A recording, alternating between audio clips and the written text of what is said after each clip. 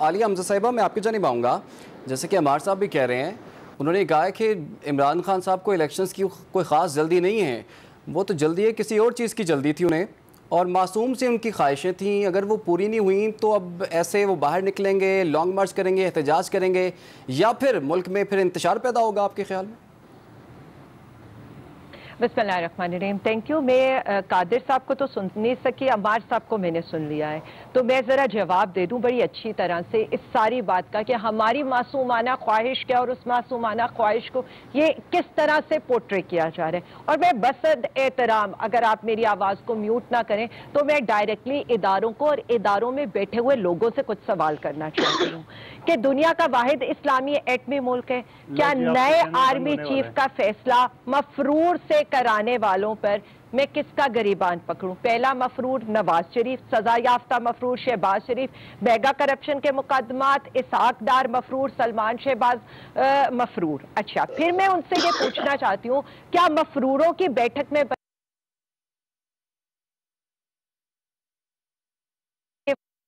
ان کے مورال پہ کیا فرق پڑے گا؟ پھر میں بصد احترام جس کے دماغ کو خون پہنچانے والی شریان کا 80% بند ہے وہ سزا یافتہ.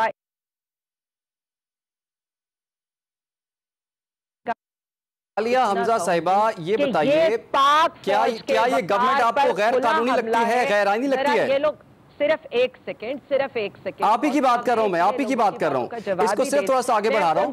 کیا یہ گورنمنٹ غیر قانونی ہے؟ کیا وزیراعظم, کیا آئین میں کچھ ایسا درج ہے کہ وزیراعظم آرمی چیف کی تعیناتی نہیں کر سکتے؟ اگر انہوں نے نہیں کرنی تو پھر کس نے کرنی ہے؟ آپ ہماری رہنمائی فرما دیں نا تھوڑی سی. اتنی لمبی چوڑی اتنی لمبی چوڑی جو میں نے باتیں کی ہیں اس کا مقصد صرف اتنا تھا کہ شاید وہ جاگ جائے اور ان کا غصہ بھی جاگ جائے اور ان کو یہ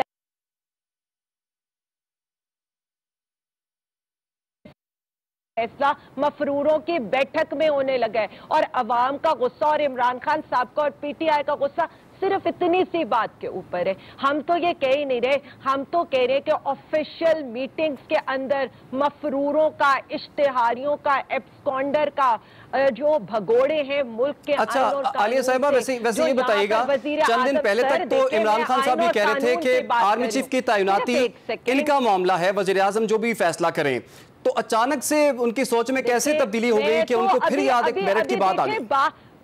میں بار بار میں نے ایک ہی بات کی ہے, جس بات کو ان کے اپنے وفاقی وزیر انڈوس کر رہے ہیں. میں بار بار یہ کہہ رہی ہوں کہ کیا مفروروں کو ہمارے ملک کی سب سے بڑے ادارے کے سربراہ کا, جو واحد اسلامی ایٹامک پاور ہے, اس کے سربراہ کا کی تقرری کا حق دینا چاہیے؟ میرا تو سوال, میرے خیال میں تو پورے 22 کروڑ عوام کا یہ سوال ہے. یہاں پر ہم پھر بات کرتے ہیں, آفیشیل سیکریٹ ایکٹ یہ کہتا ہے کہ ہم اپنے, اور یہ وزیر اعظم کے حلف کی بھی پاسداری کی بات نہیں ہے, یہ ہماری معصومانہ خواہش ہے. اور اس سے تو میرا یہ خیال ہے کہ شہیدوں کا مورال بھی اپ ہوگا, اس فوج کا امیج بھی بہتر ہوگا, جو آنے والا سربراہ ہے. اچھا عالیہ حمزہ صاحبہ, سوال آپ سے یہ ہے کہ اگر ایسا ہو جائے, اگر الیکشنز ہوتے ہیں ایک لمحے کے لیے, اگر مفرور ایک سیکنڈ آپ جس چیز کو لے رہے, میں بار بار نواز شریف کی طرف, اسحاق ڈار کی طرف, سلمان شہباز کی طرف اشارہ کری ہوں,